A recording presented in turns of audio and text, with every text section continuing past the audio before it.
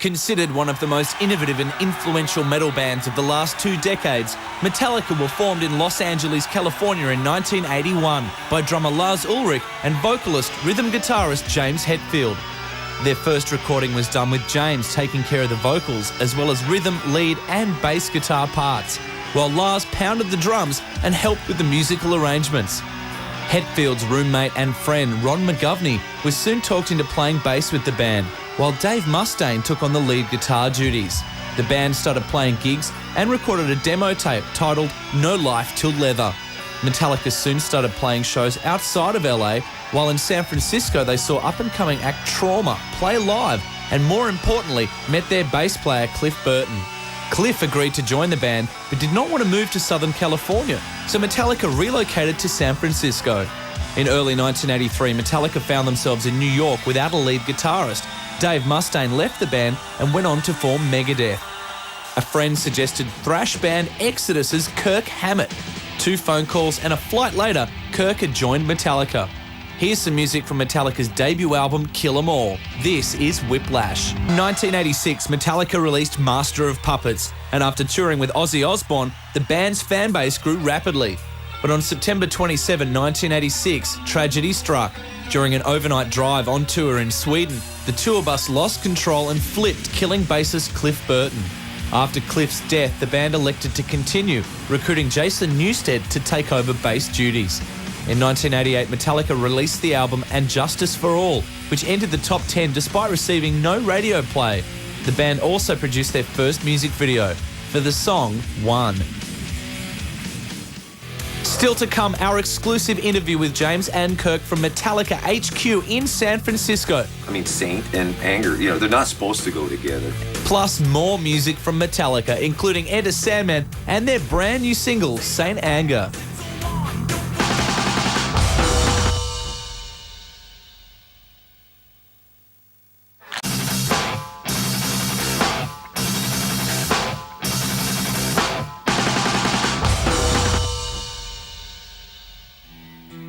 In 1991, Metallica released the Black Album, which entered the charts at #1 and went on to sell over 7 million copies. It also earned them a Grammy and an American Music Award and featured the hits The Unforgiven and Enter Sandman.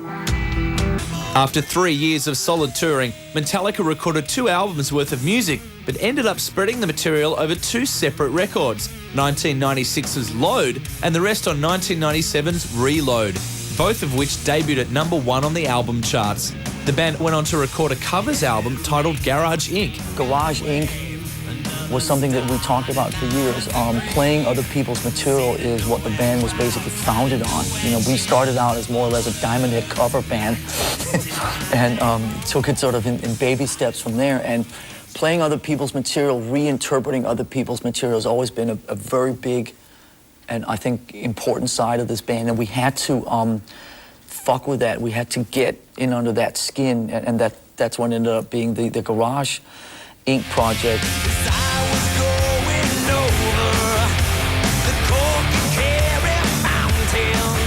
Metallica also worked with the San Francisco Symphony Orchestra on 1999's S&M. We need to invade places where you don't belong, or it's just some kind of strange thing we need to do. It's like you have to leave to find out where home is.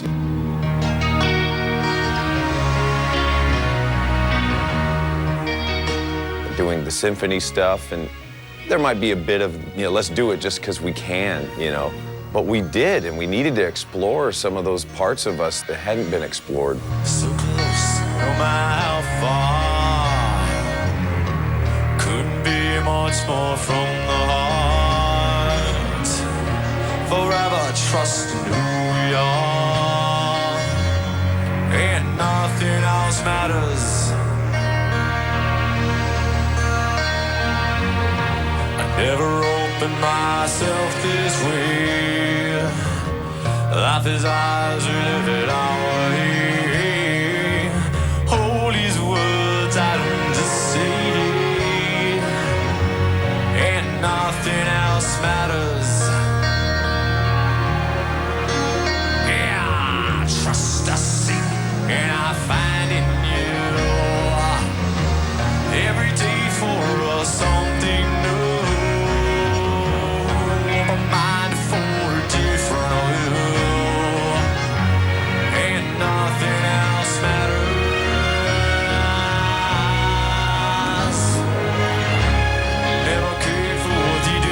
In the year 2000, the band found themselves embroiled in a legal battle with music downloading site Napster, with both Metallica and Dr. Dre filing copyright infringement lawsuits against the website. I'm proud of the fact that we did it, and I'm proud of the fact that we have always stood up for protecting what is ours. A couple things I think misunderstandings about that. I think people, anti-internet, pro-record company. The only thing that I'm pro is pro-Metallica. I don't have any really other interests other than that. And in the history of Metallica, we've always stood up and tried to protect what is ours. In retrospect, should we have seen it coming? Yes. Did we? No. It became a very public debate.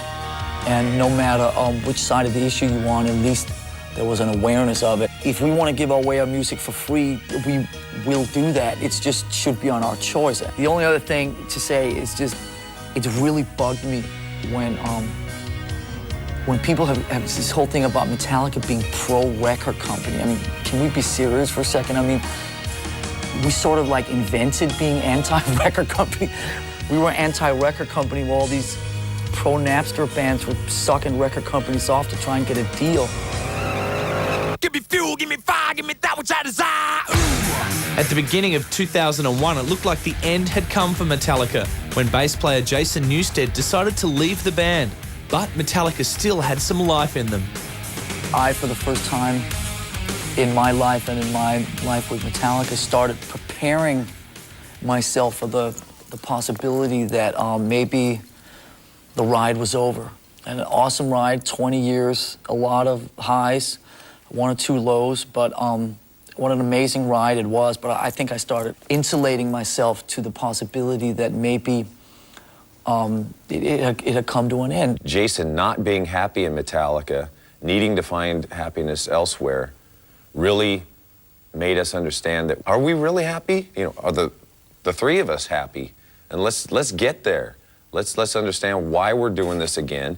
Let's get down to the bones of Metallica. The most ironic thing and the kind of sad thing about it in some way, if you're going to find some sadness in it, is that in some way that what Metallica is now is the model that Jason Newsted always wanted Metallica to be. We just weren't capable of going there until he left, and that's kind of sad. The band headed into their studio at Metallica HQ with longtime producer Bob Rock to start writing a new album. Bob played bass throughout these writing and recording sessions. We wanted to wait and get a new bass player till the record was more or less done. And Bob, at that time, Bob and James were going to share the bass duties, and then basically, as soon as we got into it, Bob basically took all the bass playing stuff over it and basically became the bass player, the producer.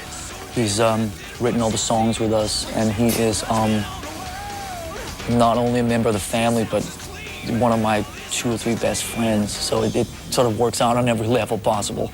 But once the album had been recorded, Metallica still had to find themselves a full-time bass player. One of the first names to pop up for the role was Robert Trujillo. He'd first come to Metallica's attention when Suicidal Tendencies had supported Metallica in 1994.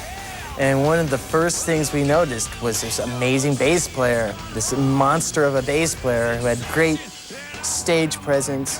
He had a big sound, and he was a diamond of a geezer. Rob had also been playing bass in Infectious Grooves, and most recently in Ozzy Osbourne's band. I grew up playing backyard parties, 15, 16 years old, playing Black Sabbath, Ozzy Osbourne songs. So to get up on the big stage and to look over and see, the Godfather up there rocking next to me was so special. We are so confident of his playing. It's because there is no carrying this guy. He's a professional bass player. He pounds he's making Lars play so much better. The power that comes through his fingers, he's a ball of energy. He's so calm and he's so stable and balanced. It's exactly what we needed in this band,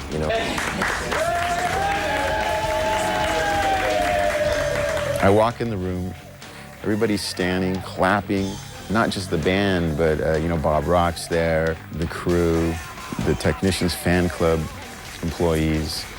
People are clapping. I'm just like, wow. I had to smile, you know, wow, happy birthday.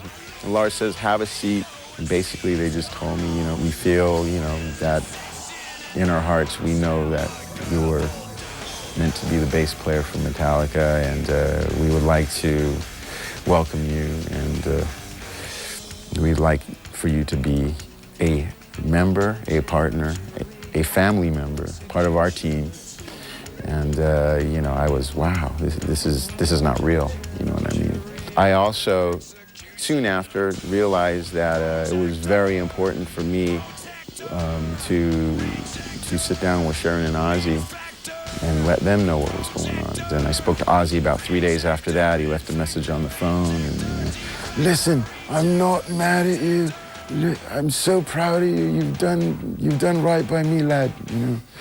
And that really meant a lot to me. The first rehearsal with Rob was, to me, just mind-blowing because he had such a huge sound. And he played with his fingers, which was very reminiscent of Cliff Burton. And we really liked that sound. Rob adds another element to it. He doesn't just complete it, he brings it to another level.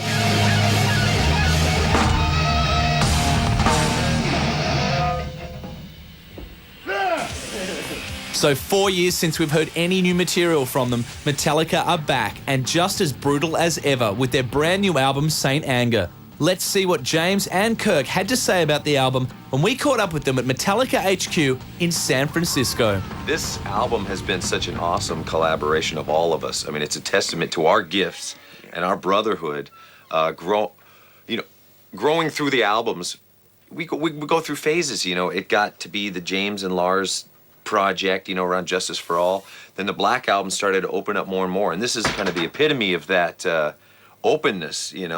We came in here with no riffs, no song titles, no lyrics, no anything. Nothing. Started from scratch. No bass player. Let's just start. I'm not going to bring any songs in that I'm attached to and get all egoed out over. But we just went for it from scratch, and it felt so great. Anyway, Saint Anger, to me, was very, just not quite right. To juxtaposition, it's like a juxtaposition. Yeah, an oxymoron. What'd you call me? Sorry, man.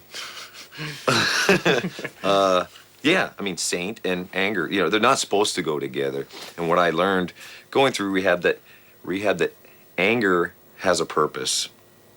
And it doesn't do you any good if it's sitting down in here festering and boiling, since you're 17 years old. Being able to express that in a healthy way, that's basically what it's about. Metallica have pushed the boundaries of artistic music videos, but they didn't make a video until 1998's clip for One. It's pretty interesting that the concept of video and how it's changed over the years. Yeah. If you don't do a video, you're not a band or something. It's really weird that, back then it was more of a, this is a trend or a fad or something that's, You also have to understand, this was the 80s, and, a lot of the MTV videos or metal videos that were on MTV were all a certain kind of video. They all had chicks and, cars, and they showcased, the rock and roll party lifestyle, and that was all just so cheesy to us.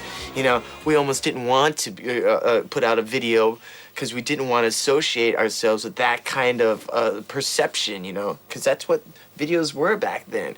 I mean, they were downright cheesy. The first single off the new album is Saint Anger. The video was shot over 2 days at San Quentin Prison in San Francisco. I hope it comes across as real. We were really there. These are real inmates. This is the real 150-year-old prison, one of the oldest ones in California. And for me, it was pretty cathartic. It was, I could have easily been in there, and some of the behaviors that I had in my past, when we left there, I've never hugged my wife and my kids as hard as I did, man. But the video itself hopefully captures that pent-up anger, the just frustration and the loneliness that those guys have in there. Still to come, more of our exclusive interview with James Hetfield and Kirk Hammett from Metallica HQ in San Francisco. Plus, more music from Metallica, including Fade to Black and The Unforgiven.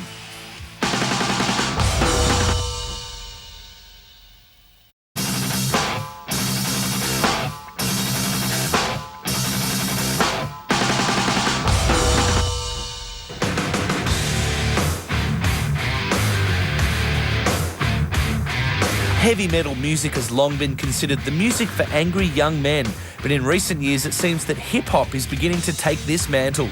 Could this be the end for metal? There will always be people who are, like the sound of just angry lyrics with loud guitars and heavy, fast beats, and that's just not something you're getting a lot of in hip-hop music. I don't think that it actually, one would take the place of another. I definitely think that they can coexist, but I definitely don't think that one has been, subsidized by another at all. I think there'll always be a place where metal will always just be there. It'll survive. I mean, it always has. Yeah. But yeah, hip hop is another form of expression. Absolutely. You a fan of Eminem at all? Yeah, I like some of the later stuff that he's been doing. I think he's gotten past the sensationalism stuff, and people are taking him serious for a human being, telling his story through his music. I think he's a great lyricist. I mean, he really is good at telling a story through his music. Yeah, he's just another angry young man who's found his medium through hip-hop instead of heavy metal. Metallica have written some of the most memorable guitar riffs of all time, so I had to ask them. What's your favourite riff that when you play, you just, I am the man? There's so many, man. Oh man, that's a good question. That is a good question. Because on the new album, there's so many that are like, I mean, the riff for Saint Anger is a killer. But then you go back and you start playing old songs again, and you're, Harvester Sorrow. That's a like, good. wow, okay. And I mean, I do have to say that Kirk wrote Enter Sandman riff, so I must say that's one of the most memorable riffs that I usually forget. I'd have to say that opening lick in Seek and Destroy is super cool. When you hear that, you go, whoa, that's great. That's a classic. I mean, the first time I'd ever heard that, I knew that that would be in my head for the rest of my life. This is one of those riffs you don't forget. On the first time you hear it, you go, that's a riff. It's like Smoke on the Water or something. Well, for me, Oh, shucks. Isn't that sweet? Metallica have been writing music for well over 20 years, a lot longer than most of their contemporaries from the early days. It's all down to chemistry, but it's also down to personal chemistry as well. I mean, you can have a great musical chemistry and make great music and be a great band, but if you don't have great personal chemistry, you're gonna run into a lot of obstacles, I feel. Yeah. If you can't work with someone, things are gonna be rocky. I mean, that's really the bottom line. This is an unbelievable sanctuary for us.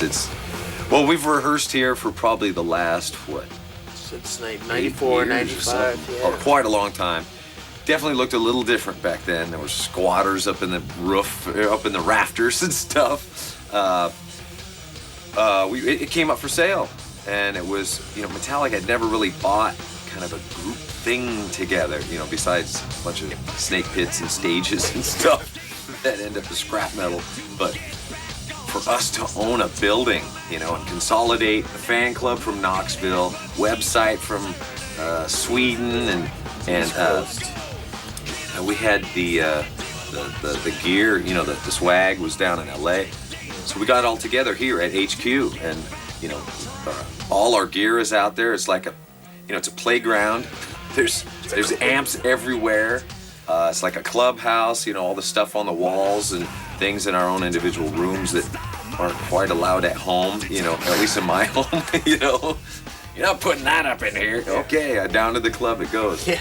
It's interesting because like a lot of people comment, they come here for the first time and they look around and they see all our personal stuff that we brought over from the house, and all of these Metallica posters that have just been lying around up, and the next thing that they know, they think they're at, well, this is what one person said to me. He said, this place is like a Metallica museum. And I thought about it and I'm like, really didn't mean it to be that way, but I guess it could be a museum to an outsider who comes in and sees all these old posters from like 1983 and all these pictures that were never published or whatever, Have you got more memorabilia spread out around the place? You got warehouses with old props and stuff, or has it all been consolidated here? No, I think in all our personal storage places, there's a ton more stuff. A ton. It's so bad. Yeah. We just keep buying stuff and never sell it. Just like the pack we got rats. warehouses filled with stuff, amps from this tour, lions from the Justice tour, and yeah. But we got Doris's head hanging in the other room. We got the original Ride the Lightning backdrop from '84. Bit of a skull chair, cool. Skull throne. Is that your chair? Yeah, where's that from? Oh, it's just this guy I knew in Texas built it for me. It's built off roadkill. It's the roadkill throne, and like James said, this place ends up with a lot of stuff that isn't allowed in our own homes. That's not your chair for the dinner table. Yeah, no, it's not something that my wife and I like sit in and watch TV. Food, please, yeah. But also just stuff that we never really would embrace before. It's like, okay, that's that, and we'll get to it whenever. I think we're better off looking back and enjoying, kind of embracing the stuff that we've accomplished. Let's step back in time to the height of Metallica's commercial powers to 1991. This is The Unforgiven.